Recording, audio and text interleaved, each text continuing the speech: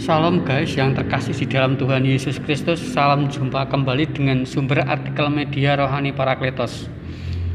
Untuk pembacaan artikel rohani pada saat ini dengan judul Khotbah di atas Bukit Part 3. Standar hidup bagian 1. Berpikir, berucap dan bertindak patronalistik.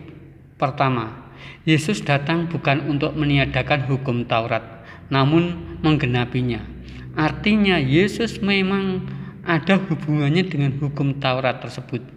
Dengan kata lain, di sini menegaskan bahwa Yesus adalah Mesias yang dijanjikannya dalam kitab Taurat Musa itu.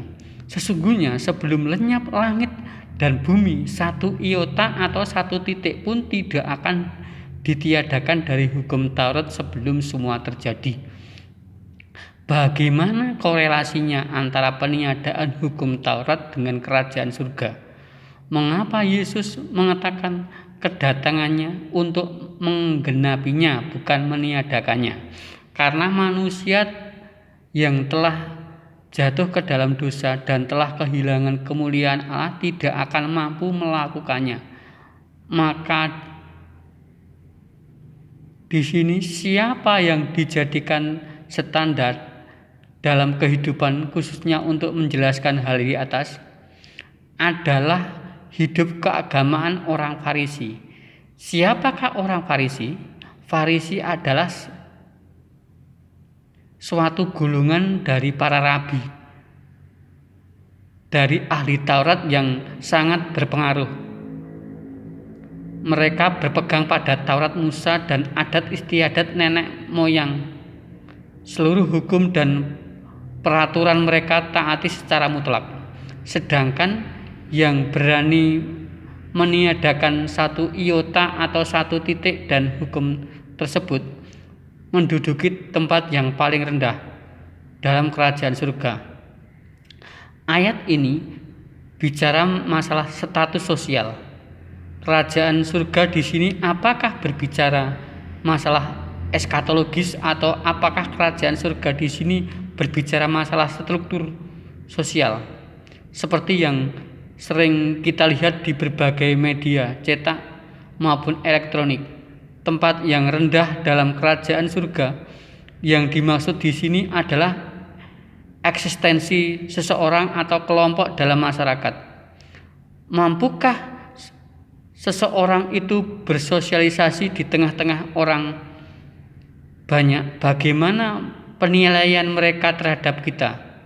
Pada saat ini yang mempunyai status sosial tinggi dalam kehidupan masyarakat adalah orang-orang yang mempunyai jabatan yang tinggi dan mempunyai harta yang cukup banyak. Mereka akan cukup dihormati. Contoh dalam pemilihan apapun di semua level, mulai dari yang terbawah pemilihan RT RW.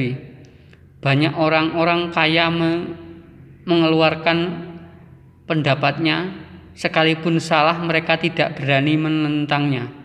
Demikian pula masyarakat Yahudi. Apabila golongan Farisi dan ahli Taurat yang berpendapat tidak ada satupun orang yang berani menentangnya karena mereka sangat dihormati. Tetapi siapa yang melakukan dan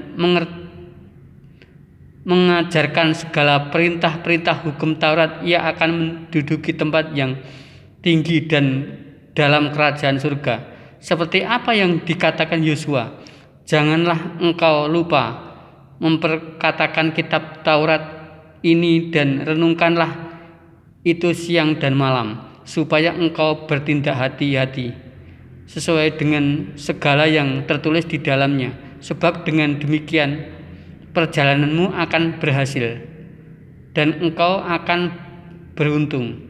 Keberhasilan Yosua menggantikan peran Musa memimpin bangsa Israel keluar dari tanah Mesir karena ia tidak lupa memperkatakan Taurat, merenungkan siang dan malam, supaya engkau bertindak hati-hati. Bertindak hati-hati ada kaitannya dengan kesabaran dan penguasaan diri atau mengontrol hidup kita. Amin.